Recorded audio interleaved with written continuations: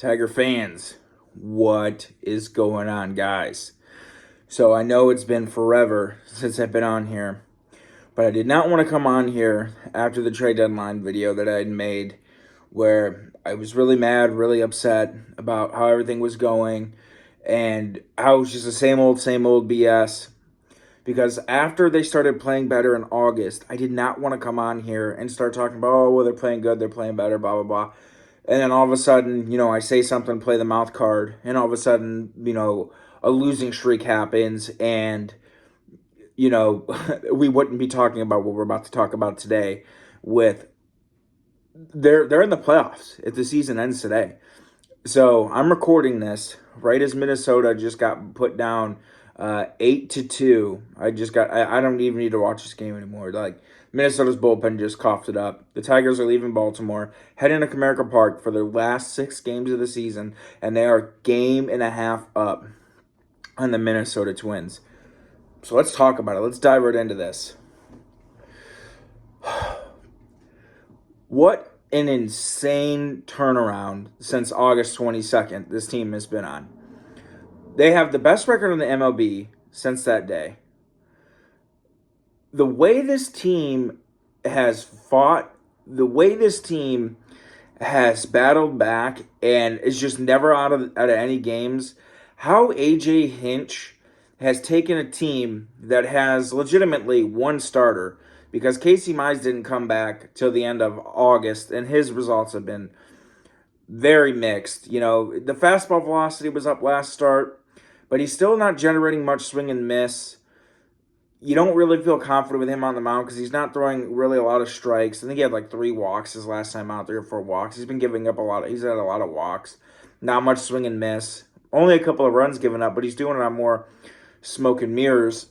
And Reese Olson's back, but they're not going to let him go anymore right now, like 3 or 4 innings, because he only had a couple of starts in Toledo before he came back. So realistically, you're doing this with Tarek Skubal and a bunch of openers.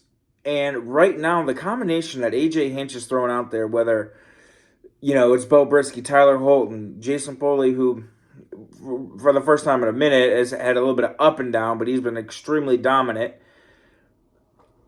Just Herder, Gunther, Hannafy, how he's matching these guys and how they're doing these bulk things where some days there's a starter and then other days, like he'll start Holton for 2 innings and then he'll put, based off of how the lineup construction is, he'll go out there and put Beau Brieske out there and sometimes Kenta Maeda for the or Hannafy or Gunther for these long stretches. It's just, I've never seen anything like this.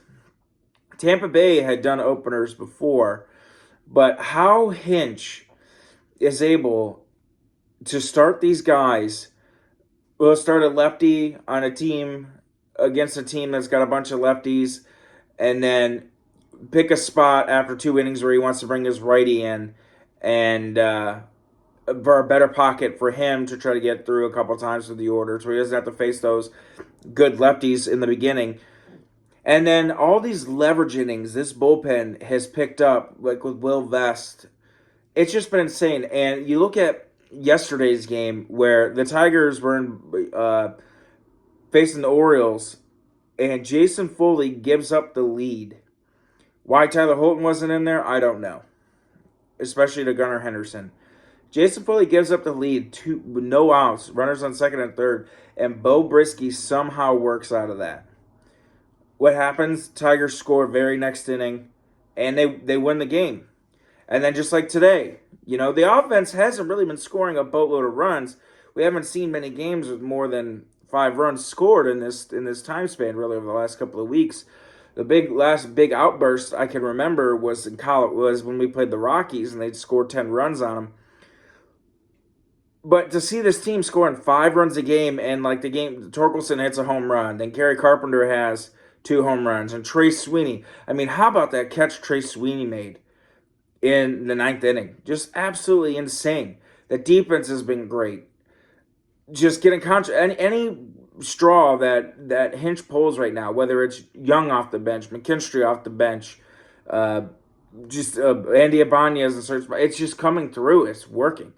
I mean, and Young had a pinch hit double and then had a double today. And then he gets them out of there in favor for a righty, for Ibanez at the right time to offset the lefty. I mean, he is using all 26 of his guys like I have never seen a manager use before. How they're playing this roll the dice, flip flop, these guys face this pocket, these guys face these pitchers.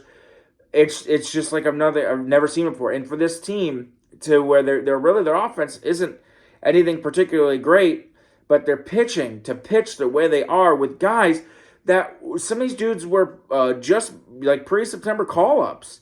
Like these dudes were in Toledo. Like Ty Madden was struggling in Toledo.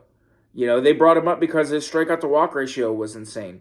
And like Hannafy and Girder and then even Brian Sammons for a little bit before they sent him back out. It's just insane the kind of production they're getting out of these guys that were Toledo starters / relievers. And they're getting this kind of shutdown pitching. And they're getting just enough offense, but they're getting, hits when they need hits. And you literally swept Kansas City, a team that had been shit-wrecking you all year. You swept them. And then the Guardians pulled through and beat the Twins. And like I think you also got to talk about just how bad Kansas City and Minnesota has been. Minnesota this year for the whole time has been pretty much a streaky team. They were up there within, I think, 5 games of the division a month and a half ago. And Kansas City was definitely within 5 games of the division. I think back in mid-August, Kansas City was like within 3 games of Cleveland. And Minnesota has just completely collapsed. They go up to Cleveland, almost get swept. They take 1 game of that series. Then they go into Boston. And I'm assuming they're going to lose tonight, considering they're down by 7 runs. And realistically, the Red Sox could have swept them because the Red Sox coughed up an extra inning game where they couldn't get a base hit because our offense is so shitty and strikeout prone. But the Red Sox legitimately could have swept them. And then Kansas City, you go into Kansas City and you sweep them. And now Kansas City is on their second 7-game losing streak within the last month and a half. For that team to go from almost in first place to now having 2 7-game losing streaks in the course of a month and a half, and then the Tigers get this hot and play this consistent. I mean, you got to think, at one point in time, the Tigers were 10 and a half games, maybe 11 out of the final wild card spot in August. Like, the season was done. You weren't catching Cleveland. And you weren't catching Minnesota or Kansas City. You're now going to be a game and a half above both of them because they're both sliding so hard. And I'm not even worried about the Mariners coming and leaping you. I mean, the Tigers aren't going to take over Baltimore, even though Baltimore is really struggling and they're not playing good baseball and they haven't played good baseball for a while and they've been playing at like 10 games under 500 pace since June.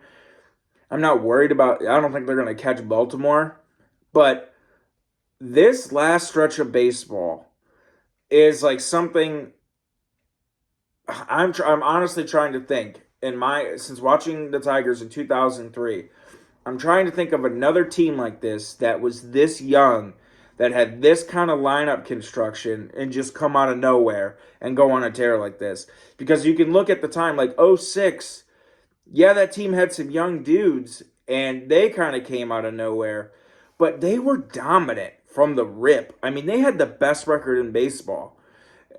07, good team, but never threatened the playoffs. 08 was a disaster. 09, they choked it away. 10, they were 500. 11 was when they came back and they beat, Chicago. But they had superstars on that 11 team. I mean, young Miggy, Victor Martinez, Johnny Peralta. I mean, that team was loaded. JV. And then 12, you get into the start of the really dominant teams, 12 and 13, where it was superstar-laden, and 14 was the very back end of that. And then you look at 15, 16, 17, 18, where the core's aging off and they start trading people. And then you get into what's been the last, realistically 8 years of just dog shit. So really, and the time I've been watching baseball, I can't remember a team that the Tigers have had this many young guys this much much this kind of lineup construction where they come out of nowhere this late in the season and absolutely start steamrolling, and they're beating anyone and everyone.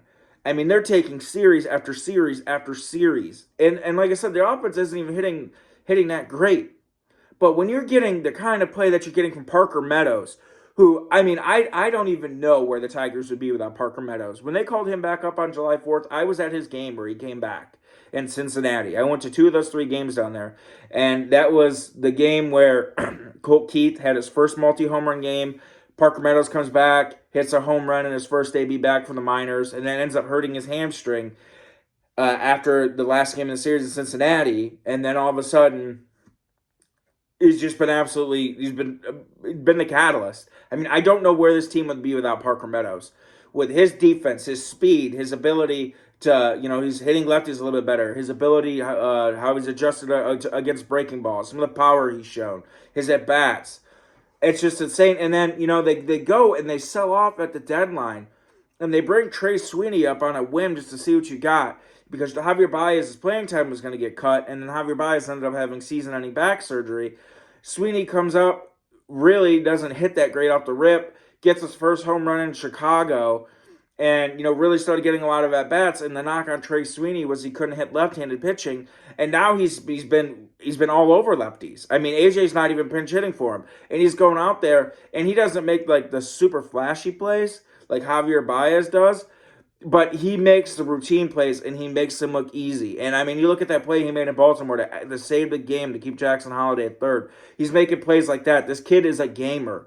He's going out there. He's hitting lefties. He's showing a little bit of pop. He had a double today. You can't ask for it anymore. And I think, not having Javier Baez in the lineup, not having a guy that's an automatic out, not having a guy that's striking out 28% of the time at the bottom of your order. And I mean, you got to think, I think Sweeney has almost as many home runs as Baez has. It's just a boost to the lineup. And I think he's hitting like 246, 245. He's brought his average up from like the 130s. He's absolutely had a hell of a month of September. And then Zach McKinstry has been turning around, and he's had a better month of August and September, and he's had some big hits. You really haven't gotten much out of your catching position, but they're playing good defense back there. It's still very up and down from Spencer Torkelson. Even though he had a home run today, he's been pretty bad and mixed results. But that's a video for another time. Colt Keith, yeah, I think he was hitting almost 300 for the month of September. The power hasn't been there like it was in July, but he's playing a really good second base. Like, this kid has really figured out second base, and he's been really good. Him and Sweeney up the middle. Young really hasn't hit that much yet, but his at-bats have been getting better. And Embiid made a hell of a play today where there was a ball that was hit off the hand. If he ran in and charged the ball and got the runner out at first, saved from a potential big inning, and then had another double today. And then what more can you say about Riley and Parker and Matt Vierling and Kerry Carpenter? I mean, Kerry Carpenter's got, 18 home runs in 82 games? I mean, you put that in a 162-game pace, that's well over 30 home runs if this guy could ever freaking stay healthy and not hurt his back. But just to see this team that realistically, I mean, on paper, it's nothing that special. The names aren't that flashy. The names aren't anything you're like, like, wow. You look at like the Arizona Diamondbacks last year when they made it to the World Series. They at least had, Ketel Marte and Corbin Carroll and Moreno. They had some players on that team with some name recognition and some guys, and then their pitching staff was so good. With Zach Gallen and Merrill Kelly at the top of it. I mean, they had some legitimate pieces, and you could see why they got hot and they cruised. But this Tigers team, I mean, you go, yeah, Andy Ibanez is going to come up and hit a 3-run homer off of your lefty, and this guy, doesn't even start barely any games. He's maybe a couple games a week, and he's mainly a pinch hit guy. And Matt Vierling, Matt Vierling's got, I think, 16 home runs this year. And, I still think he's a fourth outfield utility player. That's a video for another time. But, what he's contributed. I mean, he had a big hit the other night. Who was it against, was it Kansas? I think it was in Kansas City where he hit a ball over the second baseman's head to score a run. late in the game. I mean, he's been coming up with big hits. So this, like I said, the team just it's not a sexy team. And realistically, if you look at the roster, non-biasedly, you have really one superstar as of right now, and it's Riley Green. Realistically, but you can see a core starting to shape into, starting to form and starting to come into shape with Green and Colt Keith and Parker Meadows. And Trey Sweeney could be there. Obviously the at-bats are limited, but I really like what I'm seeing out of this kid. I don't know if he'll ever be a superstar, but if he's, or even an all-star, but he looks like a guy that could hit you, 250, 260, and maybe 16, 17 home runs and play solid defense. And that's all you would need. So it's put up or shut up time is what it is right now. They have gone out and they have played way too hard. They have beaten so many teams that 2 months ago you would have thought the Tigers would have got walked over. You go into Kansas City, they would have 2 months ago they would have lost that series. They go into Baltimore, they wouldn't have won. They would have won one game in that entire series. This team is going into places. They're shutting offenses down. They're playing good defense. AJ Hinch is absolutely matching them up to death, where he's putting his players in the best positions to succeed. Their bullpen is super stingy. And you look at these last 6 games, Minnesota is going to be a game and a half behind.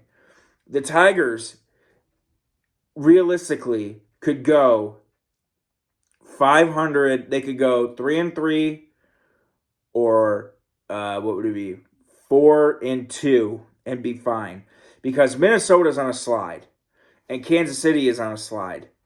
I don't see Minnesota going 5-1 over the next 6 and fucking you over. Now, Kansas City, I think, could go 5-1 because that team has really good pitching. After they lost Vinny Pasquantino, it really hurt their lineup. And we seen that when we were playing them in Kansas City. But they still have Salvi. They still have Michael Garcia, Michael Massey, Isbell, Witt. So they got some guys on that team that can, do a little bit of damage. But realistically, a game and a half up, if the Tigers go 4-2 over the last 6 games, it's over. They're making the playoffs. If Minnesota loses a couple more games, like if Minnesota goes 2-4, it's done. If Minnesota goes 500, it's done. The Tigers literally need to go 4-2 over the next 6 games. And Tampa Bay is a 500 team. They've been okay this year. Obviously, kind of in a transition. They sold and everything else. They've been okay this year. They're a 500 team. But they haven't been anything amazing. They've been under 500 a good chunk of it too. And then you get 3 with the Chicago White Sox to end the season. A team that just set the American League record for losses today with 6 to go. Legitimately, they're probably going to lose 124 games and absolutely smoke the Tigers' 119 American League record. So any team can beat any team. Any team can beat any team on any given day. But as far as I look at it, if you look at it by strength of schedule and wins in the cachet that you could count on, there's no reason why the Tigers can't win 2 or 3 from Tampa Bay. And I think you're guaranteed at least 2 wins from the White Sox, if not a sweep.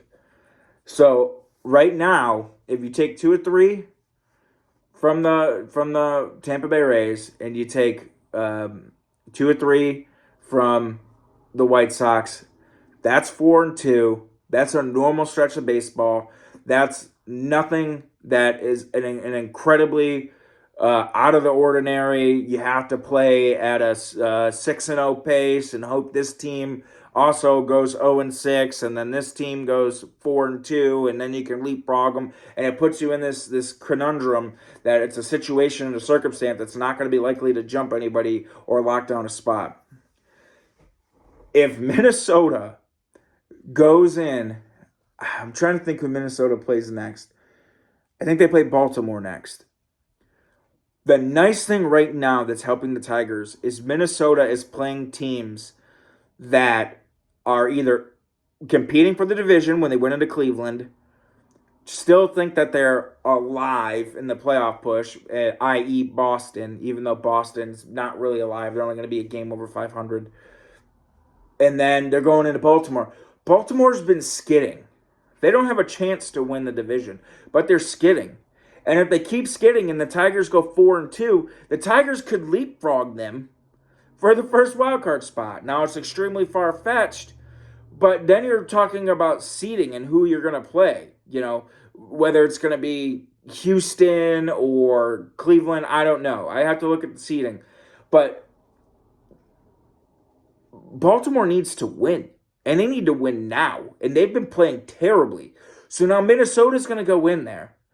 The Tigers aren't that far off from Baltimore, and that's not my prerogative or my goal to try to jump them. But the Tigers aren't that far off from Baltimore, and they just took 2 series in a row from Baltimore, and now Minnesota has to go in there on a team that their number one wildcard spot is kind of to fade out, and the Tigers are scorching hot, and they're getting closer on Baltimore's heels since they jumped both Minnesota and Kansas City. Baltimore's going to go in there, and Baltimore's going to try to lock a series down because Baltimore wants that one spot. Undoubtedly. They're going to try to go in there, and they're going to try to lock that shit down, and they're going to try to get ready to actually play in a postseason, and because they got to straighten their shit out. They've been terrible.